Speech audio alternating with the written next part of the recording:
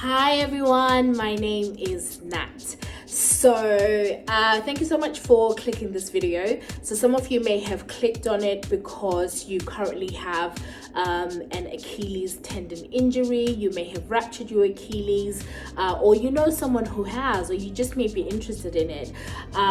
What I'm hoping to do with this video is share with you my personal experience rupturing my Achilles tendon, my recovery journey, and where I am today. Before I go on with this video, I must give a disclaimer. I am not a medical professional, so I am not giving medical advice. If you have an injury or you suspect you have an injury, please go and see your doctor or go to the hospital and let them give you advice that is tailored to you. But what I do hope to do is share with you my personal experience. One of the things that I found helpful is when I injured my Achilles tendon, I sometimes didn't understand what the doctors and nurses were telling me. So my greatest source of information was YouTube. I did like what most people do, is go on Google, go on YouTube and try and get information. And what I liked about YouTube is I found real people who'd gone through the same thing, who were perhaps like 4 weeks, 5 weeks, a year ahead of me. And it was helpful because they were able to explain things in a way that I understood. It was also helpful because it kind of gave me hope, because experiencing my injury week 1, I didn't know what it meant. I didn't know, how permanent this injury would be and what that would mean. So what I hope to do is kind of give you that real life perspective. So I'll start with what happened to me, then I will move on to the hospital bit, then I'll move on to recovery, and I'll end with where I am now, so in 4 parts. So initially what happened, I do have to share the story because every time I share it, I get people looking at me like with incredulous eyes, because either they just don't believe the story, or secondly they think, what are you saying? So okay, listen, this is December 2018. It was on a Sunday. I was on my way to my friend's house, and there's no other way to say it, but I crashed into a guy in a wheelchair. He sped into me. That's really all I can say. I was walking, I was on the phone, and I think probably for like a nanosecond I wasn't paying attention, but this guy on a wheelchair was also speeding into me. He did not slow down. So what happened is my foot got caught on his footrest. He had the old style wheelchairs, and I literally toppled over him and fell to the ground. So I had a head injury. It was not pretty. My initial reaction, sort of like getting up, was like to apologize to him. He was visibly annoyed, and he sped off, literally. And as I got up, I slowly realized something was wrong. Like my foot felt like jelly. I think that's the only way I can describe it. It felt like jelly. Thank goodness for the people that were around me. Like they helped me and set me by a chair that was nearby. I sat there for a little while. I was a little bit disoriented. Called up my friend, told them what happened. They couldn't really believe me. Like, what? Like, you're literally 5 minutes away and you're saying you fell, So I stood up, and I intended to keep walking, and literally, like, again, as I said, the best way to describe it is my foot felt like jelly. It felt like my foot had dislocated from the rest of my body. And I immediately called an Uber, went to my friend's house. I was a bit concerned about what was happening, but I wasn't too sure. And I think for most people, like, your first instinct is you don't want to go to hospital. I don't know about you, but I'm not a fan of hospital. So you think, oh, I'll sleep over it. And that's what I did. I went back home, put some ice, woke up, and kind of felt like, okay, I kind of feel better. But sort of like an hour into waking up, I was like, oh, you know what? Let me just go to the hospital. There was something nudging me to go to the hospital. And I think that was the best decision that I made. So what I will say is, you may be watching this because you're thinking, I have an injury, but you're not sure. I will always advise you, please do go and seek medical help, medical advice, because sometimes we do get into the habit of just diagnosing ourselves and saying what we think is wrong. So I do think that was a good call on my bit, on my part, of like going to the hospital. So I went to the hospital. They asked what happened. I told them. I don't know if they believe me. Again, it's one of those incredible stories that it's a bit hard to explain. But yeah, so they were like, right, so you say a guy crashed into you. I was like, yes, for the 7th time. Yeah, that is what happened. So then initially they said, okay, we suspect that you've torn your Achilles, but we don't think you've ruptured it. All right. So basically, like your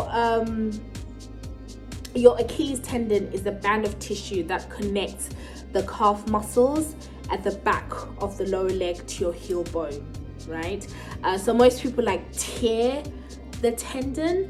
So the lady was like, oh, we think you may have torn it, you know, because there was some exercises that it asked me to do and I could kind of do. They're like, okay, we'll put you in a boot and then you have to come back the next day or the day after. So they put me in a boot so that my leg was not mobile, so that I was sort of like immobile. Then when I came back and I did the x-ray, they were like, actually, you have torn your Achilles. So my Achilles was ruptured, and there was a 2.5 inches gap. So quite a significant, sizable gap. And at the time, there were 2 options for me: a surgical route where they would try and, you know, I don't know, sew up and bring together the tendon, or non-surgical.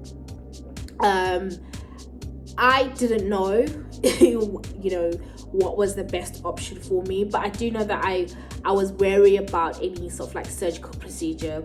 Thankfully, the consultant who was attending to me suggested the non-surgical route, because he said, with the non-surgical route, if at any point they felt that I wasn't having the desired outcome, we could revisit the surgical option.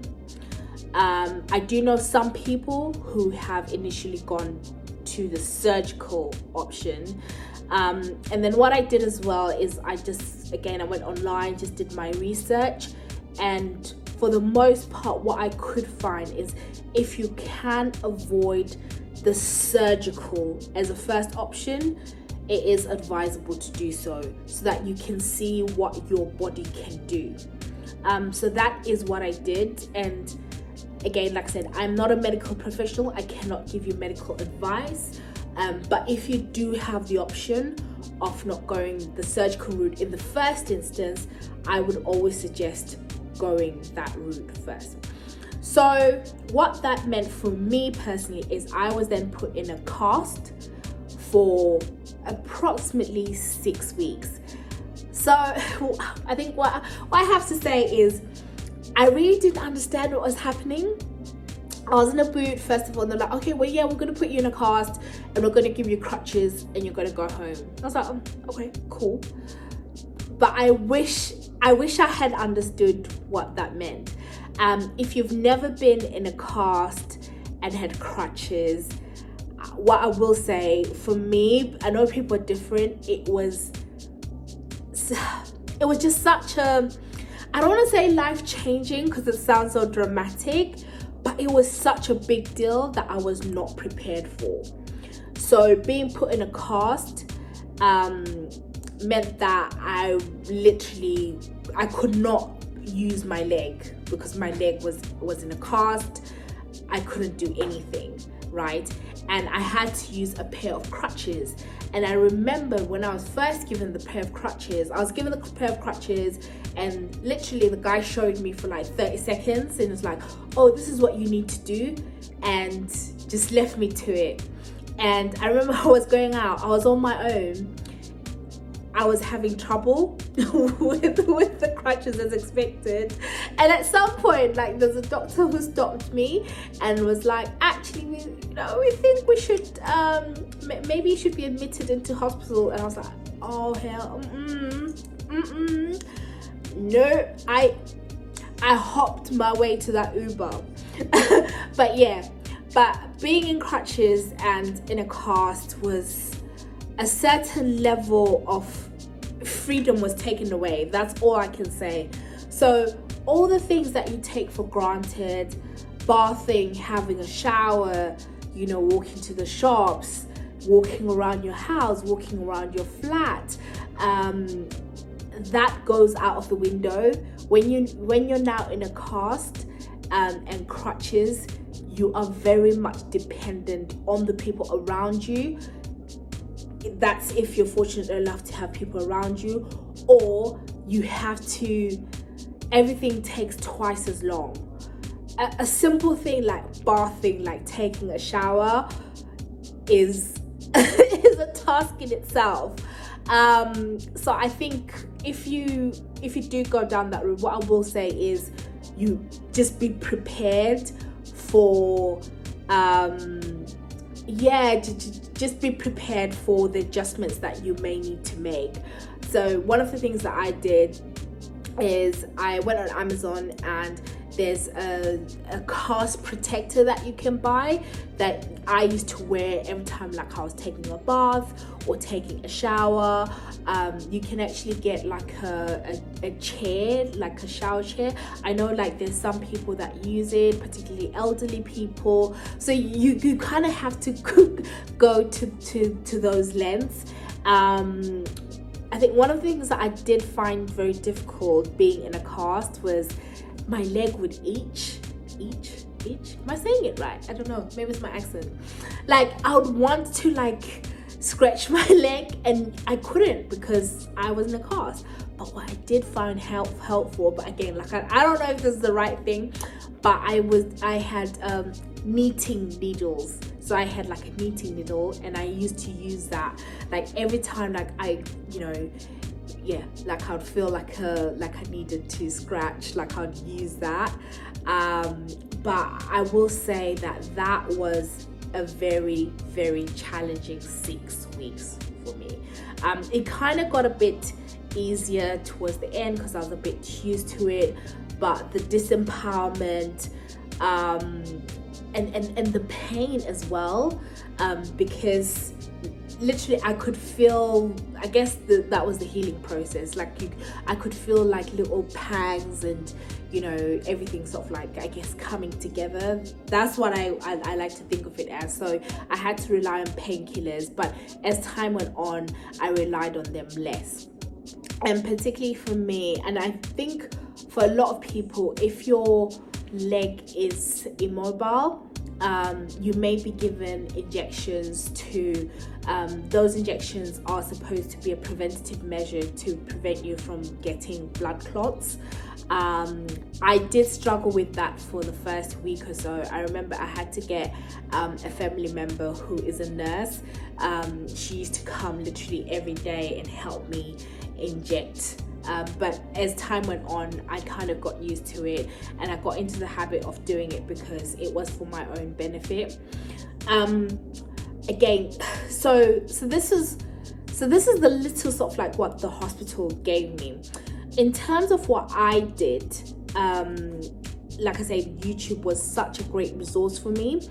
And one of the channels that I discovered on YouTube was, I want to make sure that I get the lady's name right, a lady called Caroline Jordan.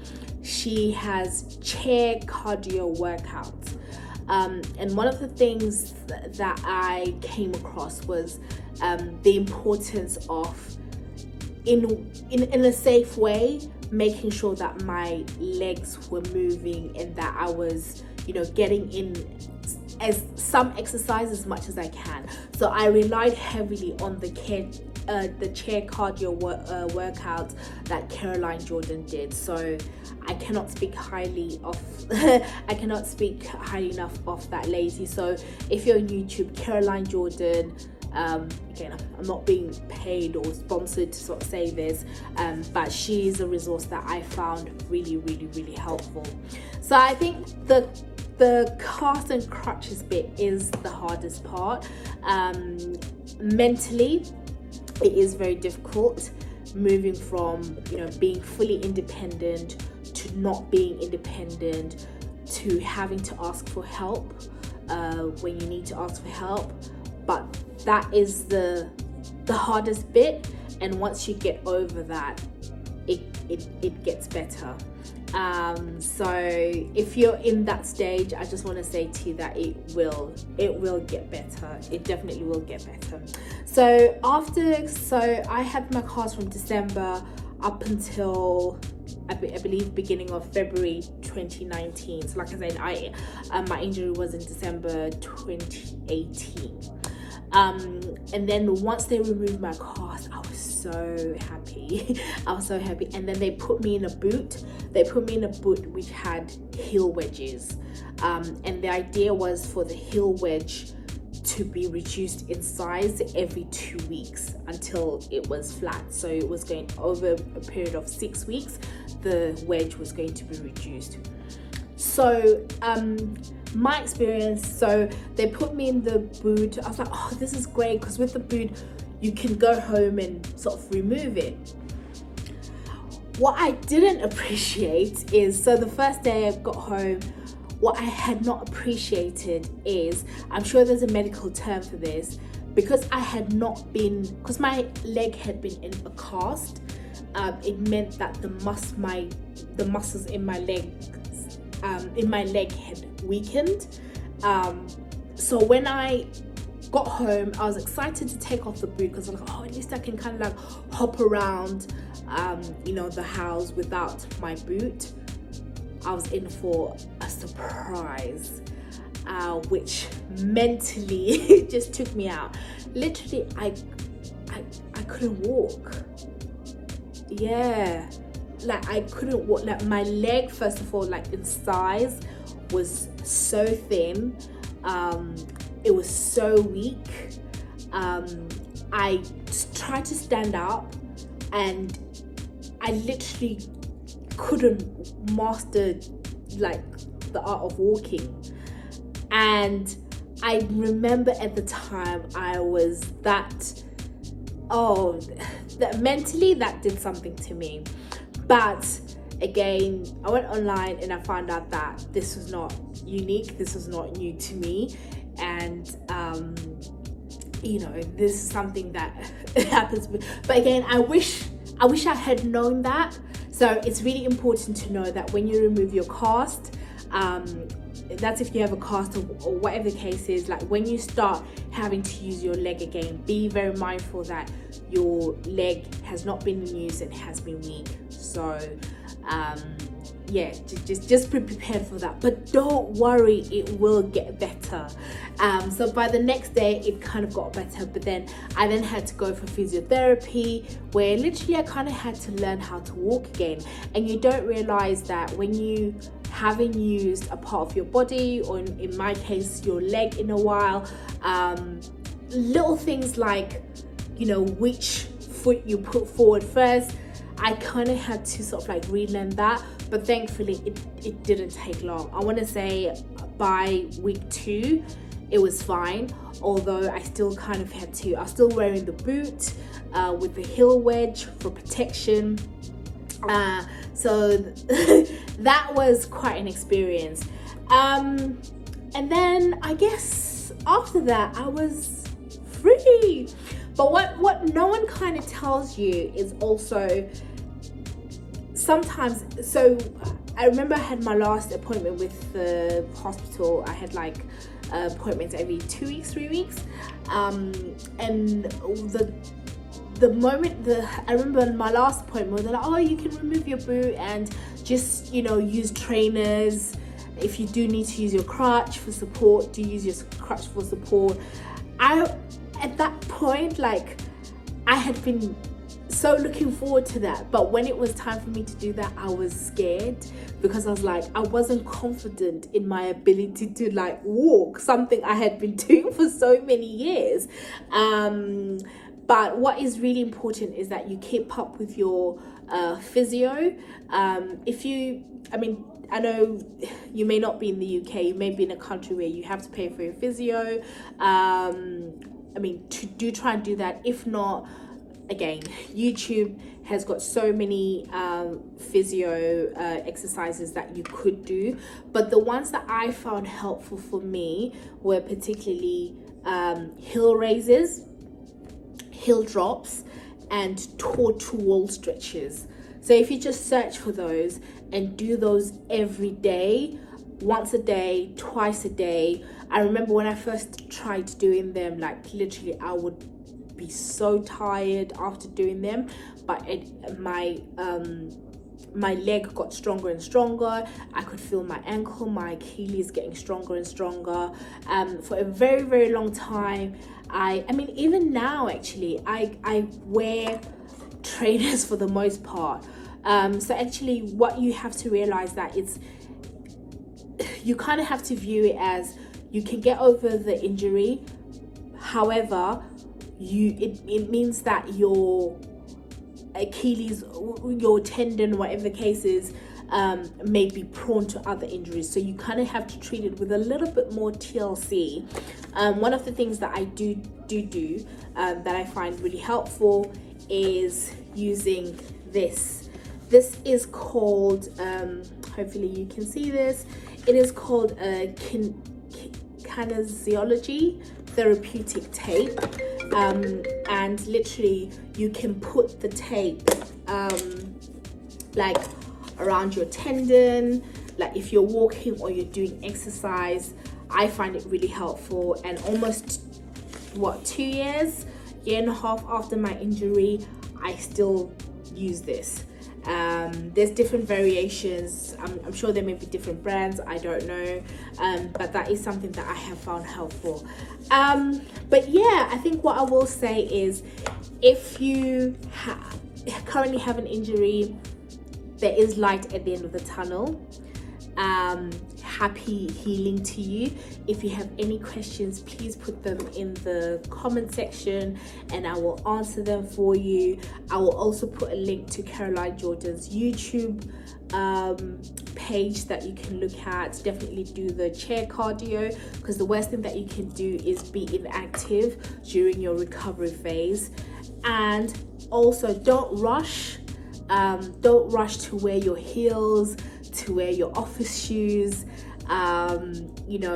Be kind to your feet, be kind to your foot. If you need to wear trainers, trainers are my go-to. Trainers, sneakers are my go-to footwear.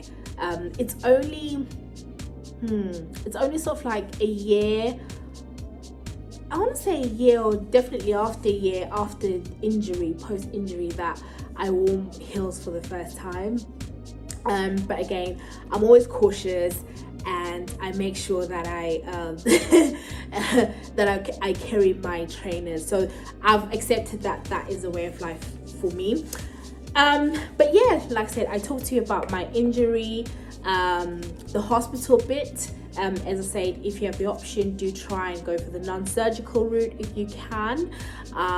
Do be prepared for the period that you're in a cast. It can be mentally exhausting, however you will get over it.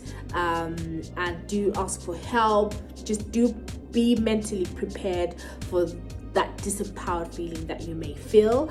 And after your cast is out, again, it will take time for your leg to get back to normal. Physical therapy, definitely please do that. And yeah, again, happy healing. I hope this video has been helpful. If you have any comments, questions, please do put them in the more comment section. Please do subscribe to the YouTube channel. And yeah, this is my way of paying it forward. Yeah, happy healing.